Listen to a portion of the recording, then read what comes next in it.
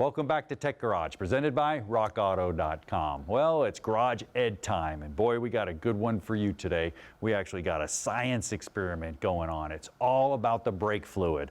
I actually fired these things up a little bit earlier. I got them boiling, so I hope it works again. I want to fire them up for you. Let me get my lighter. What are you doing with my lighter? John, I was watching an episode from a couple of years ago, and you guys showed how to make a wiring harness using shrink tubing and putting it all together that way. I think it's pretty cool. Dave, that's impressive, but you know what? It's not electrical. Let's take the brakes. I know. I need the lighter. All right. I'm going to go ahead and fire this up. We're going to get this going. Hopefully, by the end of our little demo, we'll be able to prove to you what brake fluid's all about. I love it. And brake fluid is hygroscopic, which means it absorbs water, and that lowers the boiling point of the brake fluid, and that's not a good thing. And that is why there are different types of brake fluids. And absolutely, that gives us a perfect opportunity to look at brake fluid. First and foremost, look at your manufacturer's service manual, but it does come in all types and sizes. This is .3, .4, .5, and .5.1. Well, what does that all mean? Well, you can look at this chart here. The higher the number, the higher the boiling point. That's wonderful. If you have a car that carries .3 and you can put .4 in it, you can supersede the number to a higher boiling point. But be careful. .3, .4, and .5.1 are all glycol based. .5 is silicone based. They don't mix. So really, if you have a military vehicle, a motorcycle, or something that calls specifically for .5, just use .5. Other than that, you can use these ones as long as it's a higher number, but your best bet's always to look at your manufacturer service manual. But you know, brake fluid's awesome, but Dave, you know how to test it. That's even cooler. Yeah, there's three pretty cool ways to do it. Now, this is just a brake fluid tester you can pick up, and you activate it, drop it into the brake fluid, and you can see that ours right here is indicating in the red. Not good. Which means, yeah, the moisture content's awfully high, and we at least need a flush of the fluid in our brakes.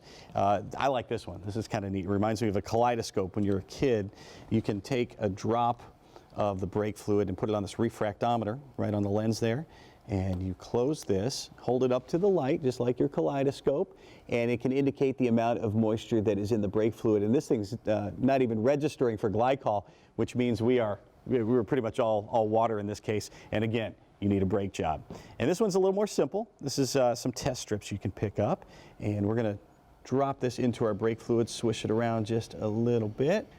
When you pull it out, you can see it's starting to change a little bit already. You look up the scale and see how much moisture is in your brake fluid versus glycol, and it's starting to turn already. I suspect it's going to get darker, as we've seen from the other examples, and when it gets into that pink, you know it is time to change your brake fluid. Yeah, and it's important to flush your brake fluid. People don't think of that as a maintenance item.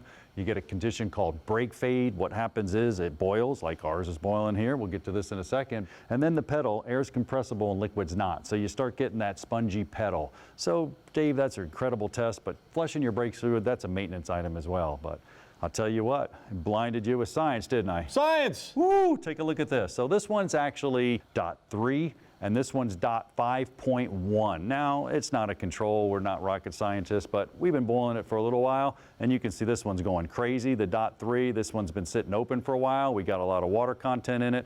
Here's my .5.1, man. You can see it kind of swirling, but it's not even close to boiling. Pretty cool demo. It's really cool, and it shows how important brake fluid really is in your car. It's a safety issue, and obviously it's something you want to check pretty frequently. Yeah, no doubt about it. Well, Dave, successful brake segment. Well, it's science, and I hope you liked it as much as I did. And it's something you're really going to like coming up next. We've got a few tech tips for you, so stay tuned to Tech Garage, presented by RockAuto.com. This Tech Garage tidbit includes some pretty mind-blowing numbers. China is the world's largest producer of automobiles. They made a whopping 26 million cars and trucks in 2019 alone. The United States is second, but a distant second. The U.S. turned out 11 million vehicles in 2019. Japan wasn't far behind with 9.7 million, and it was almost a photo finish between the third and fourth place countries on our list. Germany and India produced about 4.5 million cars apiece. Whether you're driving an American Ford Mustang or a Maruti Ertiga from India, chances are we've got some cool tech you'll appreciate coming up next.